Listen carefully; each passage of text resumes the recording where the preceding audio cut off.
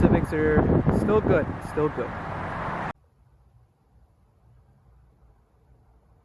In this video, we do some Honda Civic 8th Gen repairs.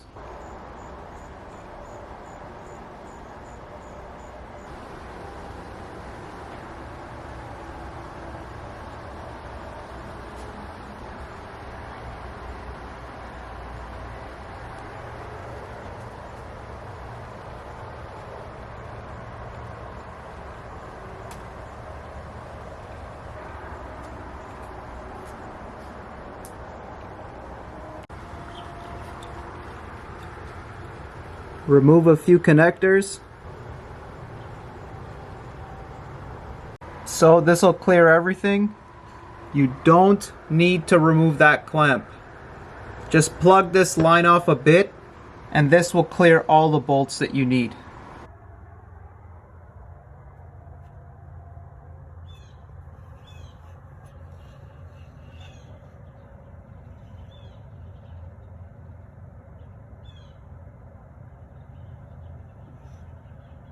One, two, three 10mm bolts.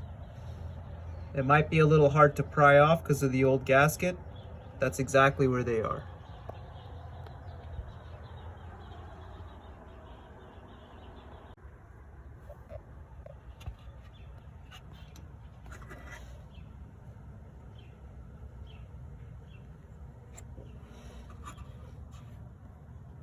You gotta remove that electrical connector too.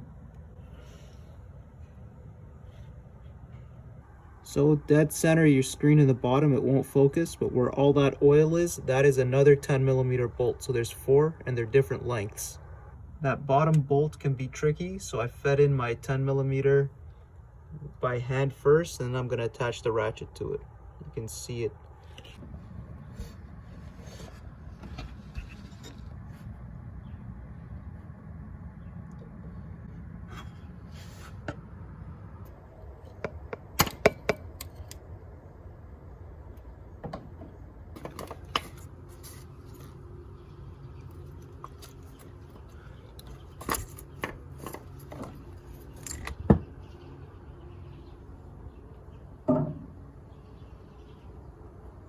So the gasket stayed on that side, obviously.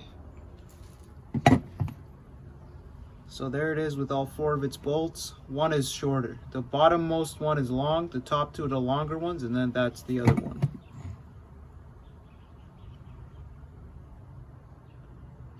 It's not too much varnish inside.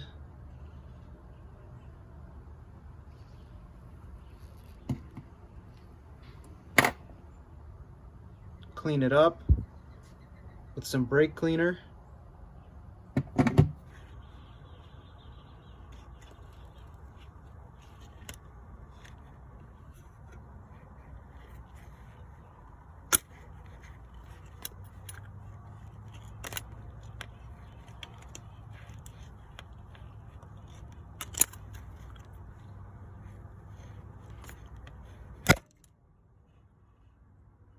If I didn't have a camera, this is a lot easier, okay? You just pry it off by hand. Just trying to get these shots in so you can see how stuck on and old the gasket really was.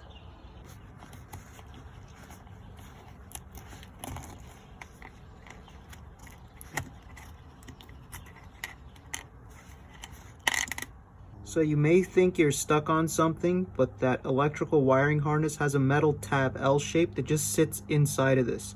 You just have to push this back a bit and get it off the metal tab. You don't have to undo the other plastic connector squeeze tab thing further down at the bottom. Just remember that L-shaped bracket that is not attached by any fastener, you just push it out. Be careful not to get any brake clean in the electrical connectors.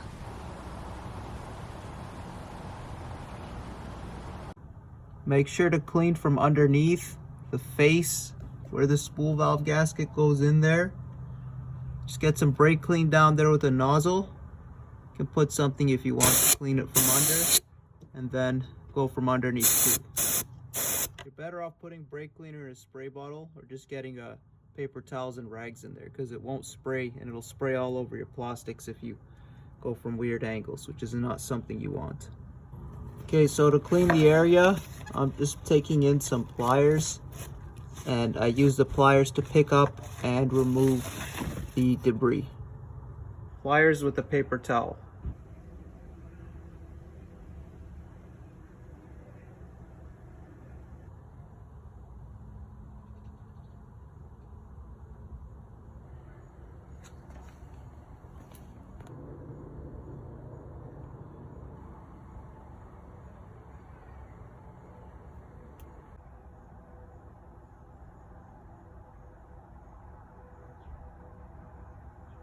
Make sure to clip everything back in. Don't forget that electrical connector down there at the bottom, center your screen. The old one easily cracked in my hand. If you just barely pull it apart, there were some tears in it. So why this is important, I'm going to show you. That's a brand new belt when I did the tensioner on this. I'll do a video on that at some point too. But you can see there's oil on the belt, and that can cause belts to degrade. So we're going to clean up, remove the wheel and clean up from the wheel well, so we see if the leak comes back. But this also degrades that torque mount at the bottom, although that's not in very bad condition. But it can get on your belt, especially if your belt's older and deteriorated. So definitely change this. So now that we've got the wheel off, you can see when I did the job, a whole bunch of oil did come out from the bottom of the spool valve gasket. So we are going to add some oil. Just have a pan down here ready so that doesn't happen to you. It's about the approximate location where compared to the brake disc. And I've zoomed in on this in previous parts of Civic series, but way in there you got to go under the car on the sides, and you can really clean it up with brake cleaner lying down on your back. Just have safety glasses, okay?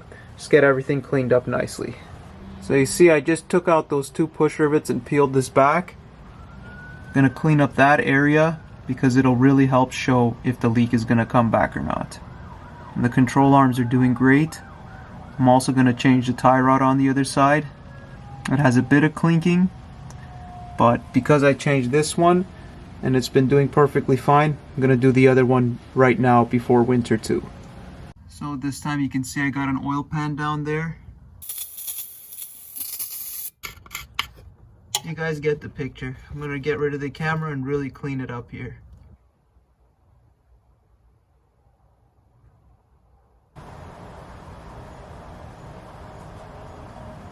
The bottom slider was also a bit stuck, so we'll put some new lube on that. Hopefully the brakes will be completely good again. There wasn't anything really wrong with them. I just want them to be in perfect shape before winter.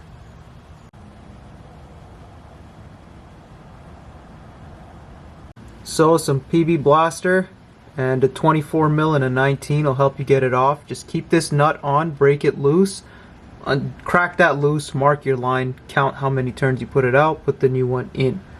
Alright guys, so those videos that make the jam nut look so easy to make a short video, I'm here to give you a reality check for you rust belters.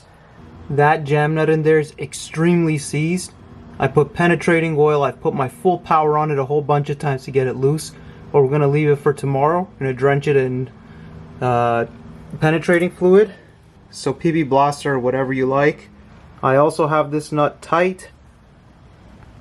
And these wrenches, you should lift your car ideally higher than I am so you can have more range of power to get rid of it. It's not as easy as just turning the 24. You need a counter hold with the 19. And even if you don't counter hold, you're still going to need penetrating fluid and a lot of force with that 24 mil to break that jam nut loose. So don't believe the easy videos on YouTube. Okay guys, so let's see if I added a little bit of oil. Let's see when it starts up. It is still on jack stands, but the oil level is correct. Let's see if we need to build up oil pressure before we turn it on, or if you guys can just do it like this.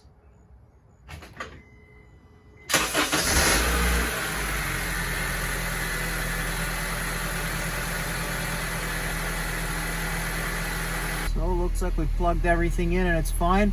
I just definitely wanted to start it, even though I'm leaving it overnight right now for the penetrating fluid to really work its way into the jam nut there or the outer tie rod. But I wanted to circulate some oil because I did put some brake clean into the spool valve gasket, and I quickly want, if there's any seals in there, to be lubed up with oil again. So that's a consideration if that's not the only job you're doing, or just don't put brake cleaner to get rid of the varnish inside of the spool valve gasket housing. Okay, so that's why I turned it on. Oil pressure's fine, oil level's fine. I'm gonna continue tomorrow on this. I think that's it for what I'm gonna film though. If there's anything interesting tomorrow, maybe I'll do it, but for now that's a wrap. Another day of working on the 8th gens. I wonder if this helps with doing the starter change. We haven't done it yet on this car and we won't, but that's the intake manifold. And with this piece removed, so this is the first time I'm ever seeing the throttle body on this car. It's way back here. Interesting design. They put the intake manifold at the back, exhaust manifold at the front so it could heat up the cat quickly for emission stuff. But it's a Honda and they made all this stuff work. So those of you who haven't seen your throttle body, that's where it is and that's what it looks like.